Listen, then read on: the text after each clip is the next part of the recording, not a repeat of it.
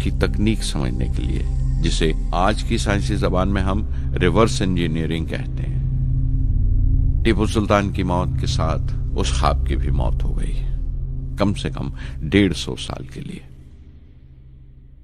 पंडित जवाहरलाल नेहरू की बदौलत वो रॉकेटरी का ख्वाब एक बार फिर हिंदुस्तान में जिंदा हुआ। प्रोफेसर साराभाई ने उस ख्वाब को हकीकत बनाने की जिम्मेदारी अपने सर ले ली।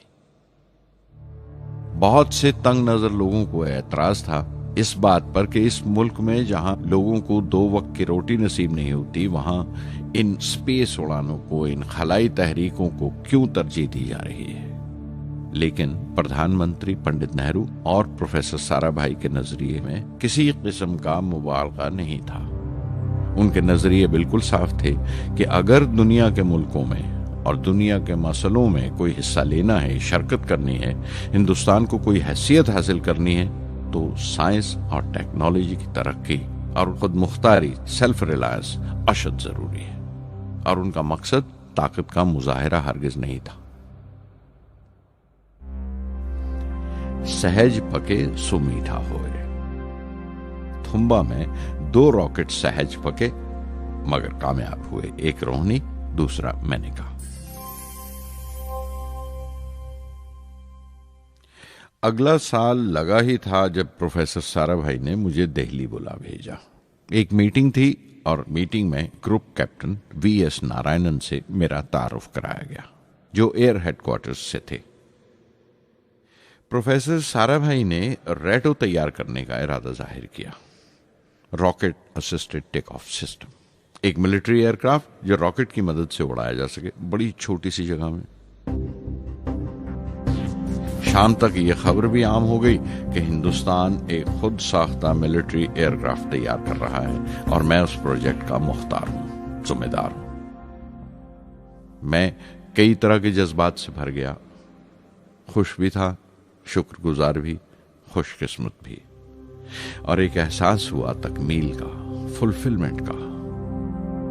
19वीं सदी के एक शायर की ये सतरें बहुत याद आई।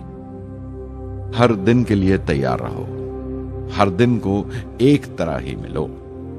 जब ओखली हो बर्दाश्त करो, जब दस्ता हो तो वार करो। रेटो पे काम करते हुए 2 अहम वाकयात हुए। पहला तो यह था कि अपने देश में पहली बार स्पेस रिसर्च का 10 साला प्रोग्राम तैयार हुआ, जिसके ऑथर थे प्रोफेसर साराभाई।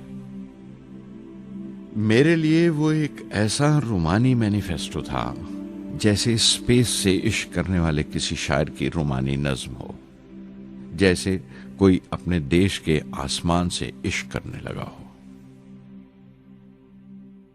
और दूसरा वाकया मिनिस्ट्री ऑफ डिफेंस में मिसाइल पैनल का तैयार होना। नारायणन और मैं, हम दोनों उस पैनल के मेंबर थे। उस वक्त तक भविष्य की आने वाली SLV सैटेलाइट लॉन्च व्हीकल का नाक नक्शा भी तैयार हो चुका था। प्रोफेसर साराभाई अपने देरीना ख्वाब को ताबीर देने के लिए कुछ और साथियों का चुनाव कर चुके थे। मैं खुद को खुशकिस्मत समझता हूं कि मुझे उस प्रोजेक्ट का लीडर चुना गया। उस पर प्रोफेसर साराभाई ने मुझे एक और जिम्मेदारी भी सौंपी कि लॉन्च की 4थी स्टेज मैं ही डिजाइन करूं।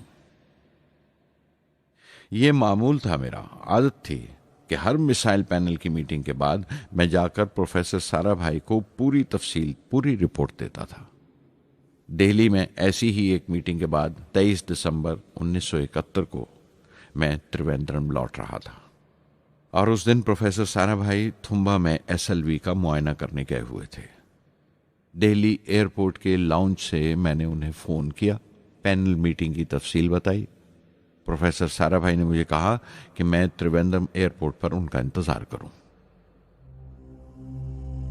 मैं जब त्रिवेंद्रम पहुंचा तो फिजा में एक मातम बिछा हुआ था। मुझे खबर दी गई कि प्रोफेसर साराभाई नहीं रहे।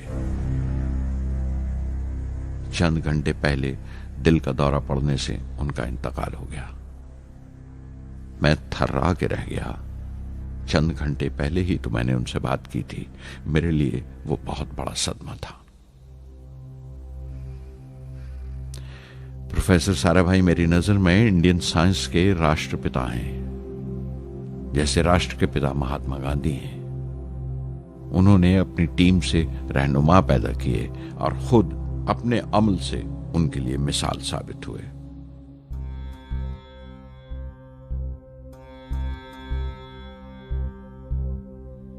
నానాటి బతుకు నాటకము